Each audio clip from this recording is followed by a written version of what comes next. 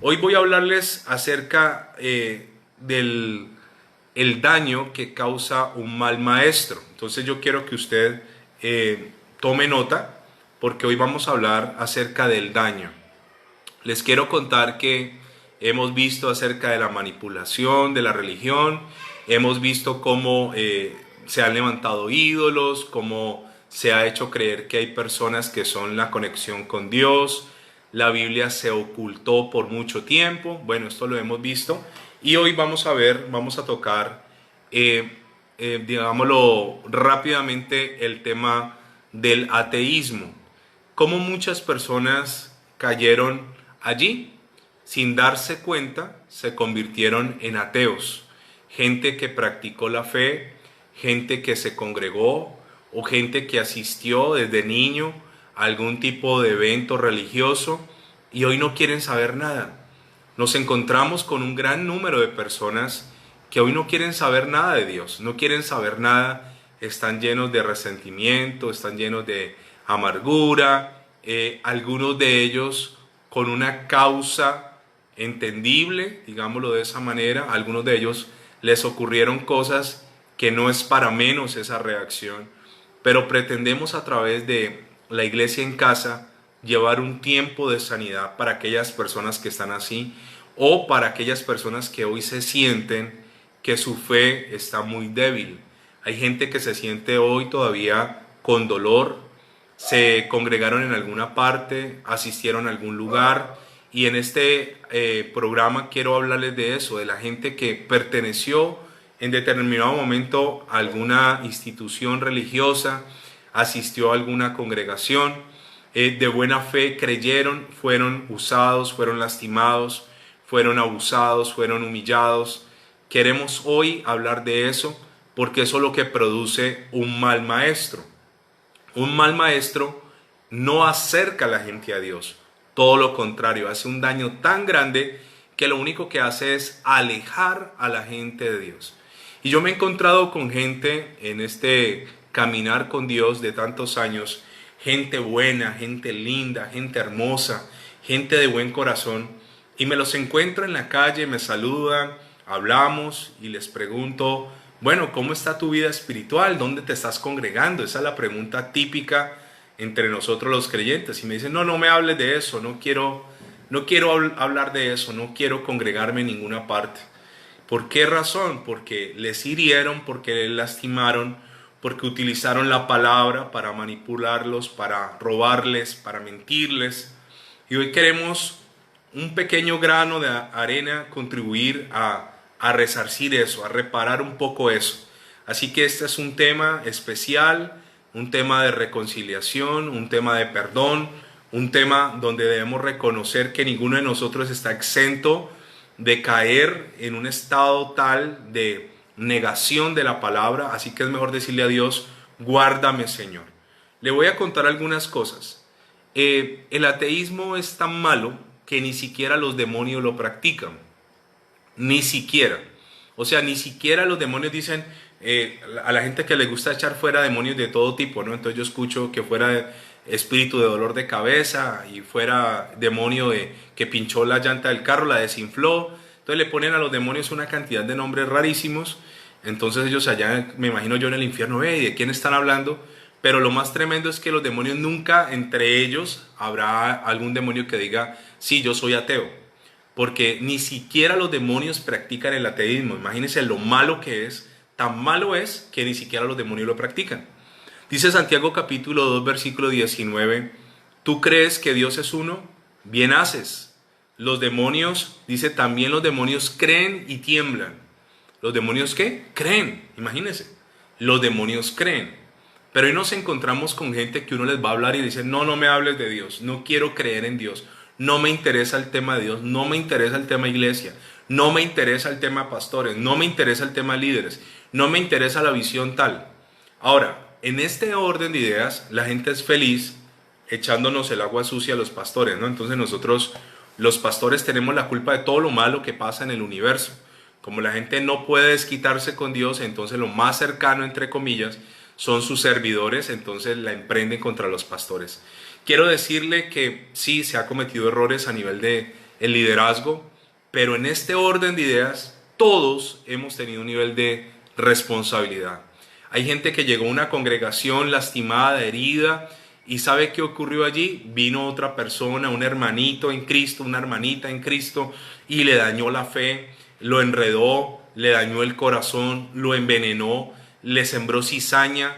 Dice la Biblia cuando habla de las ovejas, que hay ovejas que toman el agua y luego ensucian el agua para que otras no la tomen, y luego van y comen y con sus patas dañan el pasto para que otra no la coma. Así hay en las iglesias cristianas hermanitos que han hecho tropezar a otros en la fe, hermanitos que metieron a alguien en un chisme, que metieron a la persona en un conflicto, hermanitos que le sembraron cizaña, que le sembraron murmuración, que los engañaron, que los enredaron, hermanos conflictivos, hermanos que les gusta hacer mala cara, les gusta ser agrios.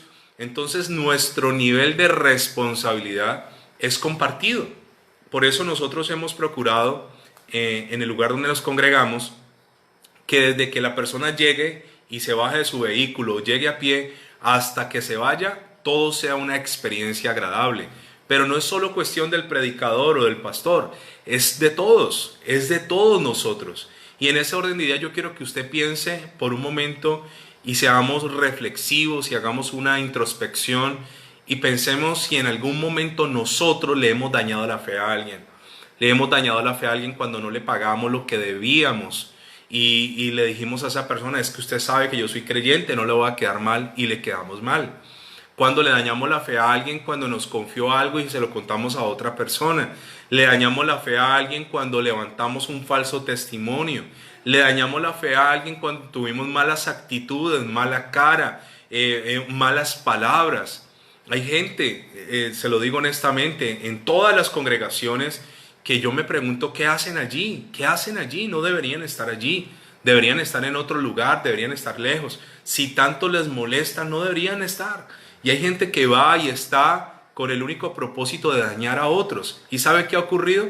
Hay gente linda y se dañó por alguien que estaba ya dañado, y lo peor es que esa persona no entendió que era ese. No era Dios el que te estaba dañando, sino que esa persona lo asoció, dijo, es que me dañó el hermano, el cristiano de la iglesia, el líder de la iglesia, la hermanita de la iglesia, la intercesora de la iglesia, el diácono de la iglesia, me dañó. Entonces lo asumen y le cargan la deuda a Dios.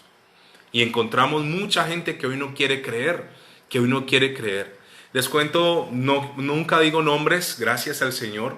Por eso yo creo que la Biblia nos recomienda no tomar y no embriagarnos, porque los borrachos sueltan la lengua.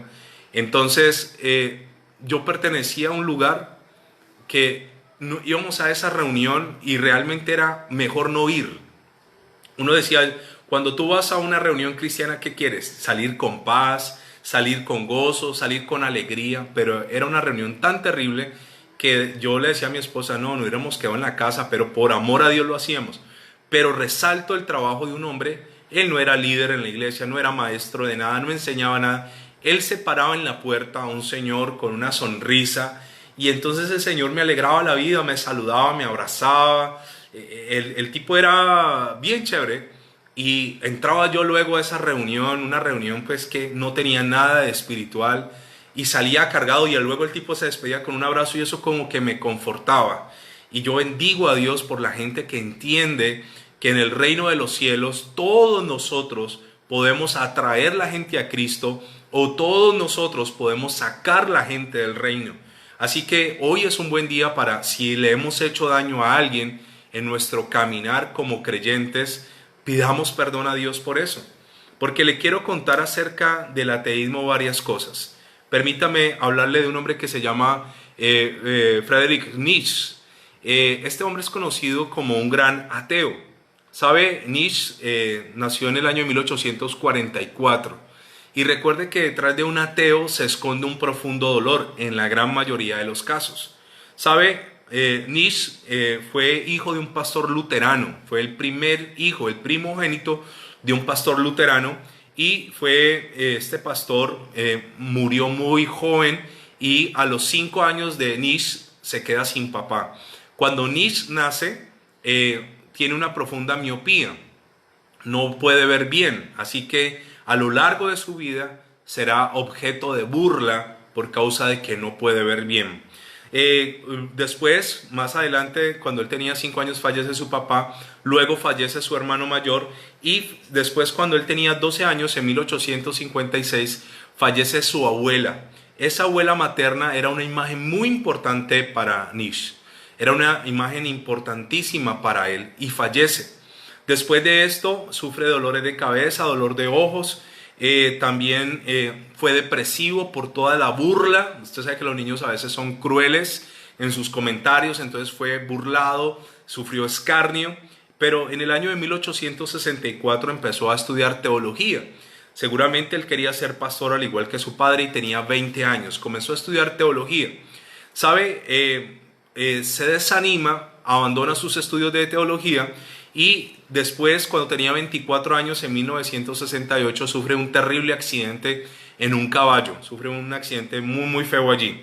Después comienza a estudiar filosofía y algo que detona su vida es que él es rechazado por la mujer que él ama.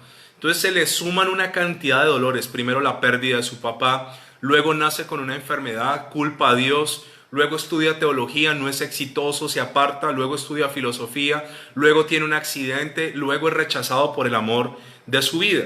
Cuando él es rechazado por el amor de su vida, Nietzsche escribe un libro que se llama El Anticristo, Dios está muerto. Así se llama el título de este libro, El Anticristo, Dios está muerto. ¿Cómo termina Nietzsche? Finalmente él tiene que ver una escena muy grotesca de cómo están maltratando un caballo y él no soporta más de esto en el año de 1889 y termina en un lugar de reposo mental, un manicomio como lo conocemos, o un lugar de descanso mental, pues para no ofender a nadie en este momento. Así que él termina allí. A grosso modo, la vida de Nietzsche fue una tragedia, fue una vida cargada de emociones negativas. Pero detrás de todo esto, una persona que se levanta como el hablar de Dios, hay un profundo resentimiento hacia Dios. Y yo quiero decirte esto, Dios no tiene realmente la culpa de las cosas que el ser humano tiene que vivir. Si seguimos hablando del Padre Nuestro, vamos a ver qué es la voluntad perfecta de Dios y vamos a ver qué es la voluntad permisiva. Ahora, una cosa es la perfecta, otra es la permisiva, y dentro de la permisiva pasan muchísimas cosas que la gente cuestiona, ¿no? La gente cuestiona, y está bien cuestionar algunas cosas, pero no permitir que eso baje a mi corazón y se vuelva ya un paradigma. Y entonces hay gente que cuestiona por qué me pasó a mí, por qué me violaron, por qué me abandonaron, por qué nunca me amaron, por qué me maltrataron de esa manera, por qué mi papá siempre ha sido tan déspota conmigo, por qué no he tenido el hogar que yo siempre he querido tener si he sido una buena mujer. Entonces hay mucha gente que va cargando cosas contra Dios.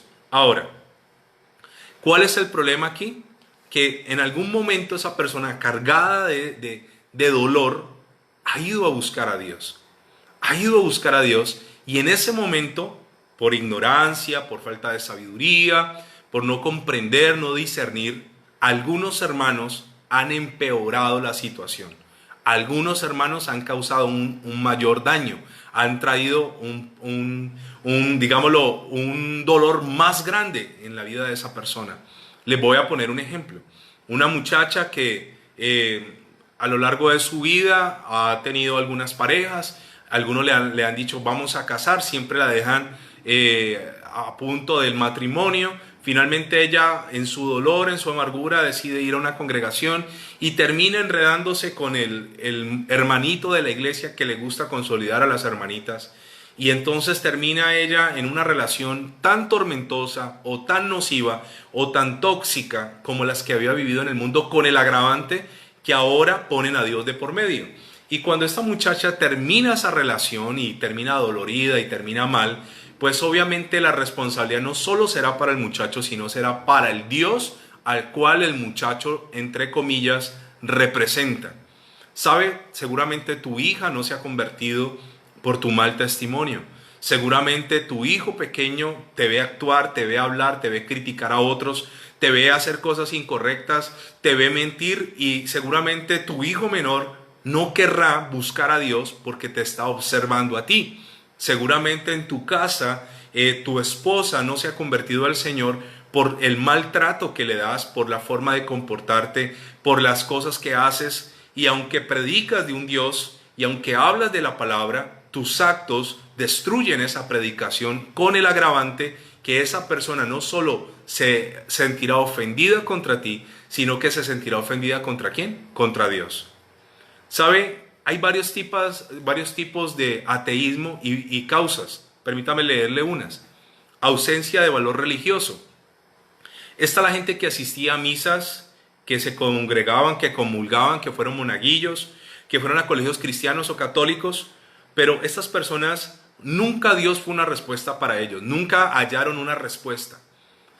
Hay gente que fue a una congregación y dijeron, yo no sentí nada ya, no pasó nada en mi vida, no encontraron lo que buscaban. Ahora, ¿por qué no lo encontraron? Por varias razones. Puede que por ellos mismos, pero también puede que no hayan encontrado lo que estaban buscando porque en ese lugar no se les proporcionó lo que estaban buscando. Entonces hay gente que se volvió atea o se volvió incrédula porque sencillamente no encontraron. Sí, yo me encuentro con gente que dice, sí, yo ya me congregué, pero mi vida no cambió. Sí, yo ya fui cristiano, ¿y qué? Eso no cambió mi vida. Pero seguramente fue porque nunca tuviste un encuentro real ¿con quién? Con Dios. Yo soy convencido en esto. Todo aquel que tiene un encuentro real con Dios, nunca, jamás volverá a ser el mismo. Nunca. En la Biblia, todo el que se encontró con Dios nunca volvió a ser el mismo. Seguramente llegaron a un lugar y siguieron a un hombre, siguieron a un líder, siguieron a un pastor, siguieron a un apóstol, siguieron a alguien, mas no siguieron a Dios. Y se fueron del lugar con el agravante de decir, no, yo ya lo intenté. Entonces eso se llama ateísmo por ausencia de valor religioso. Pero también hay otro que se llama por sustitución de valores. Y es lo que normalmente le pasa a la gente de ciencia. Para la gente con una inteligencia, digámoslo, basada en la matemática, a ellos hay que comprobarles absolutamente todo con números. Entonces, si no tienen datos y si no pueden cuantificar las cosas, para ellos no tienen valor. Entonces hay gente que sencillamente va a refutar la palabra porque no le encuentran sentido matemático, sentido lógico. Recuerde que la vida cristiana no es de lógica, no andamos por vista, andamos ¿por qué? Por fe. Entonces hay gente que todo lo cuestiona, ¿no? Entonces, pero bueno, y si Dios es Dios, ¿de dónde salió? Entonces, para ellos es mucho más creíble la teoría del Big Bang, de una gran explosión cósmica. No sé de dónde hay un registro de una gran explosión cósmica, pero para ellos es más fácil creer en eso que creer en un Dios que ya estaba desde siempre. Ahora, encontramos otro tema con los jóvenes. Encontramos incredulidad y encontramos ateísmo en los jóvenes. Y le voy a decir por qué. Porque los jóvenes, sobre todo los jóvenes cristianos, se encuentran que quieren desbordar sus pasiones, desbordar su carne, desbordar la sexualidad, porque tenemos un contrapeso de un mundo que les dice hagan lo que quieran, vivan lo que quieran, tengan relaciones, que eso no es malo, háganlo antes de casarse, que eso no es malo, antes les da conocimiento. Y entonces a todo lo que la Biblia ha dicho que no, hay un mundo que está diciendo que sí, que se haga. De hecho, para el mundo es normal que los niños y niñas se acaricien y se manoseen y tengan sus relaciones, y si el niño quiere ver pornografía, pues habrá que dejarlo, y si el niño tiene sus prácticas, pues habrá que dejarlo, y se encuentra con un freno que se convierte en el aguafiestas de su vida, se convierte en la espina en el costado y la piedra en el zapato, que es la palabra de Dios. Entonces nos encontramos hoy con jóvenes que se jactan de ser ateos, pero en el fondo ese joven no quiere, es lo que la iglesia o lo que la palabra le prohíbe. Eso es lo que él no quiere. Él quiere los beneficios, pero quiere pecar. Y nos encontramos con un tipo de ateísmo allí, basado en la juventud. Entonces hay jóvenes que no quieren seguir a Dios porque no quieren realmente renunciar a lo que deberían de renunciar. Nos encontramos también con otro tipo de ateísmo, se llama incredulidad hostil. Y aquí quiero detenerme un momento y decirles algo con respecto a esto. Me encuentro con gente que dejaron de pertenecer al reino y ahora se volvieron detractores del reino. Escúcheme, por favor. Esta gente no solo no creen, sino que anticreen. Ellos anticreen. Critican todo lo que es la iglesia del Señor. Se basan en hechos denigrantes de la iglesia. O sea, todo el tiempo tienen hechos denigrantes. Y obviamente una iglesia que lleva 20 siglos, pues tiene muchos actos de error, ¿no? La semana pasada hablamos de algunos. Pero en 20 siglos de iglesia, muchos errores se han cometido, al punto que se llenarían bibliotecas y bibliotecas. Si hubiesen libros que narraran todos los errores que se han cometido en nombre de Dios, pues no cabrían en no sé cuántas bibliotecas. Pero a esta gente le gusta coleccionar hechos escandalosos de la iglesia. Es la gente que a toda hora está criticando, que está juzgando, que son felices cuando el pastor tal, mira lo que hizo, y les gusta compartir y sienten un placer porque están dolidos con Dios, están ofendidos con Dios. Sienten un placer, una satisfacción que una iglesia se cierre, una congregación se acabe. Sienten placer que un hombre de Dios caiga. Sienten placer que ese que me predicaba tanto la palabra ahora esté tomando conmigo. Es un ateísmo peligrosísimo. ¿Sabe? No podemos negar el oscurantismo, la inquisición, la intolerancia de la iglesia, los escándalos económicos, las riquezas. No podemos negar todo lo que la iglesia ha hecho. Pero hay gente que se enfocó allí. Ahora, esta gente no propone, ellos escupen objeciones. Ellos no preguntan, ellos acusan. Ellos no quieren una explicación, ellos quieren una confesión. Están buscando más bien comprobar que el cristianismo no es legítimo.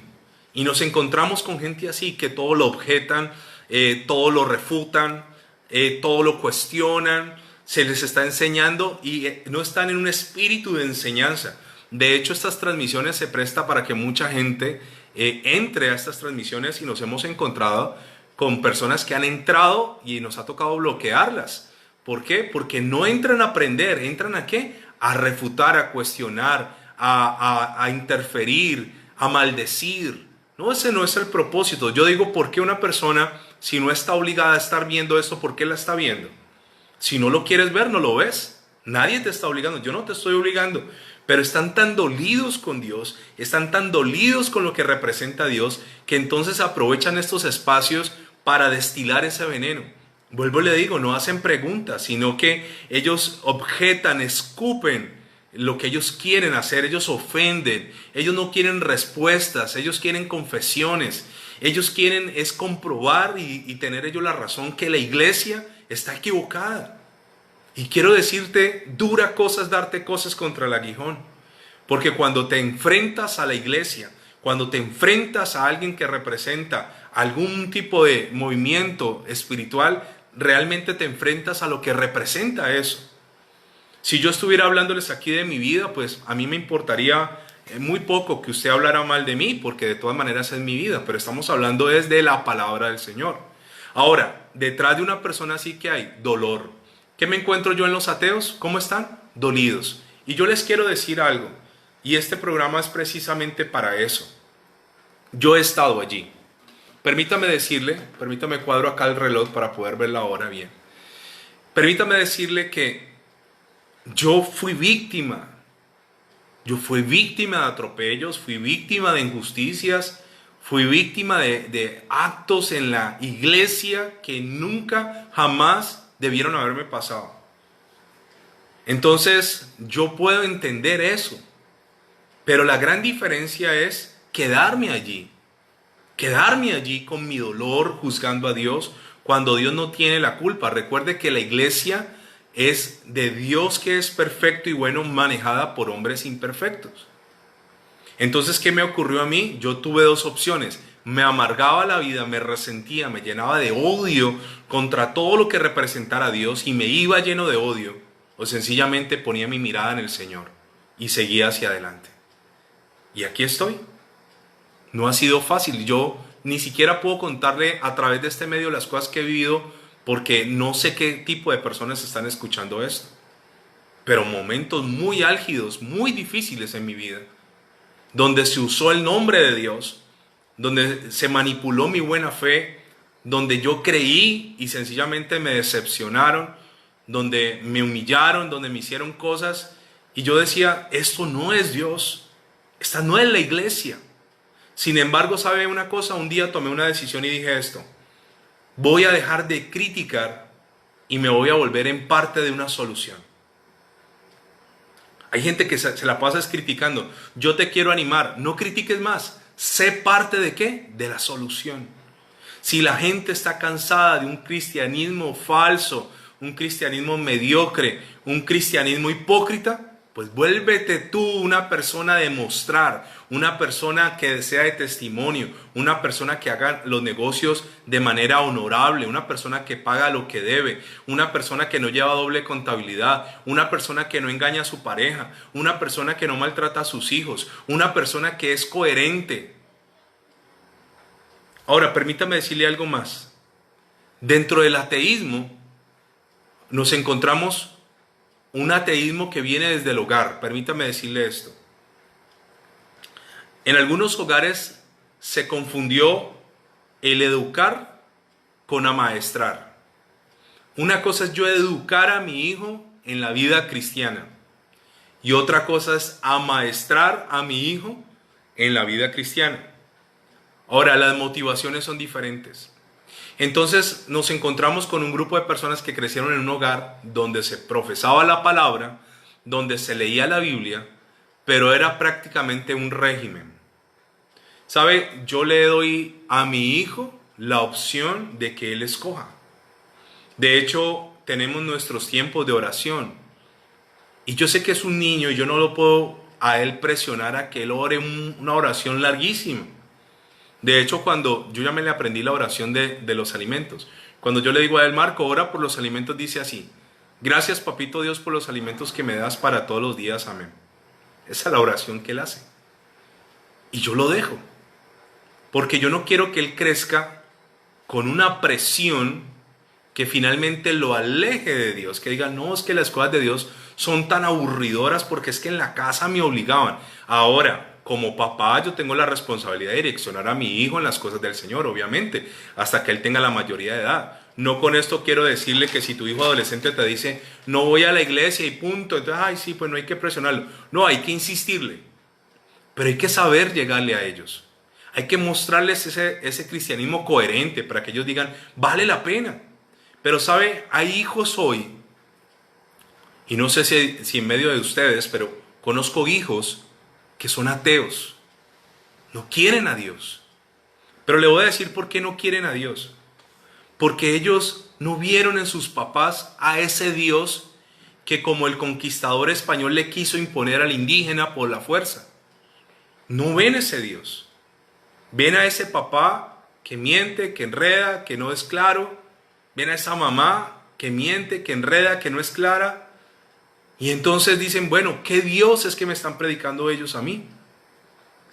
¿Sabe que hay una profunda relación aquí de tu hogar con Dios? Hay muchachos que esa incredulidad viene desde la casa. Viene desde la casa. Y sabe, esas objeciones que ellos tienen son válidas. ¿Sabe por qué son válidas? Porque ellos tienen en su mente y en sus recuerdos una falta de coherencia de sus padres. Ahora, ellos cuando ven a Dios lo relacionan con esa autoridad y les molesta. Les molesta porque tuvieron una autoridad que no fue una buena autoridad. Permítame decirle algo más. Dentro de ese ateísmo también encontramos que se ha querido dominar a la gente, a la fuerza. Entonces las personas llegan a un lugar y entonces a la fuerza les imponemos que tiene que cambiar su forma de vestir, que tiene que cambiar su forma de hablar, que tiene que modificar ya sus actos, que tiene que dejar ya el pecado, y nos hemos vuelto como inquisidores. Entonces una persona comienza a dejar cosas que no quiere dejar, que prácticamente le obligamos a dejar, y ahora vuelvo a decirle: no es una mala intención, sino que no es la forma. Escúcheme.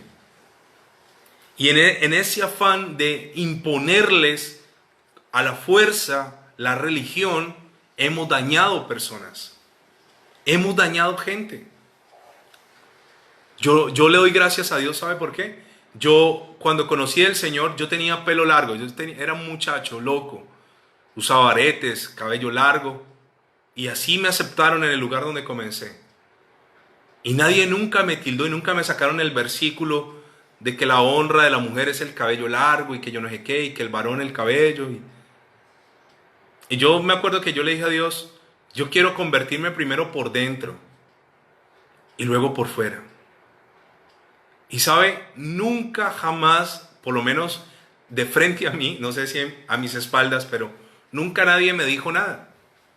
Y resulta y pasa que un día yo le dije a Dios, cuando tú quieras que yo me corte este pelo, me lo corto. Ahora, el pelo no me hace salvo ni me hace más santo, pero simplemente el pelo para mí era una atadura, gastar plata en tratamientos y cuidarlo y una cantidad de cosas hartísimas. Dormir con una moña, eso fastidia. Y un día me levanté y dije, ya me lo corto, y se fue. ¿Hubo una presión allí? No. De hecho, yo te quiero decir esto, nosotros hemos tenido en la iglesia situaciones de homosexualismo. Y entonces una vez alguien me decía, bueno, entonces cambio mi apariencia, me cambio el color del pelo, y le decía, no, no, espérate, una cosa a la vez. Primero tu corazón. Sí, te puedes pintar el pelo de otro color y vestirte de otra manera, pero Dios primero quiere es trabajar en tu interior. Pero nosotros los cristianos nos hemos vuelto como inquisidores. Y entonces todo es a la fuerza, y si no es a la fuerza, entonces no sirve. ¿Cuánta gente le hemos hecho daño allí? ¿Cuánta gente no le dimos la oportunidad de que pensara y tomara sus propias decisiones? Ahora, vuelvo y explico, la motivación no es mala. Queremos ayudarles, pero sí la forma en que lo hemos hecho. Para terminar por hoy, te voy a decir algo más. Hay un hombre llamado Nicodemo en la Biblia. Y Nicodemo era un fariseo y era un maestro de la ley. Pero ¿sabes una cosa? Nicodemo no conocía a Dios. O sea que una persona puede estar en una congregación, puede enseñar la palabra, puede cantar y no conocer a Dios. Juan capítulo 3, versículo 1 dice, había un hombre de los fariseos que se llamaba Nicodemo, un principal entre los judíos. Este vino a Jesús de noche y le dijo, Rabí, que significa maestro, sabemos que has venido de Dios como maestro, porque nadie puede hacer estas señales que tú haces si no está Dios con él. Respondiendo Jesús le dijo, de cierto te digo, que el que no naciere de nuevo no puede ver el reino de Dios. Un buen maestro te mostrará la verdad. ¿Y qué le estaba diciendo el Señor a Nicodemo? Nicodemo, aunque vienes a mí y eres maestro, no has nacido de nuevo. Nicodemo le dijo en el versículo 4, ¿cómo puede un hombre nacer siendo viejo? ¿Puede acaso por segunda vez entrar en el vientre de su madre y nacer? Respondió Jesús, de cierto te digo que el que no naciere de agua y de espíritu no puede entrar en el reino de Dios. Entonces Nicodemo no entiende, ¿cómo así nacer de nuevo? Te lo quiero explicar de esta manera. Nicodemo era un hombre importante, por eso vino al Señor de noche. ¿Era bueno para qué? Para citar esto, pero no lo vivía. No lo vivía. Y yo quiero animarte a ti a que podamos no solo citar la palabra, sino vivir la palabra. Y a que si nosotros le hemos hecho daño a la gente y la gente hoy no cree por nosotros, cambiemos de actitud para que la gente vuelva a creer. Nacer de nuevo significa morir al viejo hombre para nacer a Cristo. Nos encontramos con gente que asiste a una congregación, pero no ha nacido de nuevo. Nicodemo era un tipo importantísimo ante los ojos de los hombres. Era un maestro de la palabra, sin embargo, estaba por fuera del reino de los cielos. Voy a parar allí. Mañana te explicaré qué es un buen maestro, si Dios lo permite, y terminamos los estatutos de responsabilidad. Padre, gracias te doy en esta hora. Bendigo tu nombre, te exalto, te glorifico para siempre, y queremos terminar esta noche pidiéndote perdón. Perdón por todo lo malo, perdón por todo lo que hemos hecho que de alguna forma ha herido a alguien para que ese alguien hoy no crea. Perdónanos. Si nosotros mismos, con nuestro mal testimonio, hemos alejado a las personas del reino. Perdónanos, por favor. Y pongo delante de ti también aquellas personas que me hicieron daño. Aquellas personas que usaron tu nombre. Que usaron, Señor, seguramente nuestra inocencia. Que usaron ese primer amor. Que usaron, Señor, esas ganas de aquel recién convertido, inexperto, inmaduro. Esas personas que seguramente nos manipularon. Hoy, Señor, los perdonamos. Y hoy, Señor, te pedimos que alejes de nosotros todo tipo de incredulidad y todo tipo de ateísmo. Te pido, Señor, que antes mi corazón siempre, siempre crea en ti, Señor. Y que mi mirada siempre esté puesta en lo eterno y no en lo pasajero, en el nombre de Jesús. Amén y amén.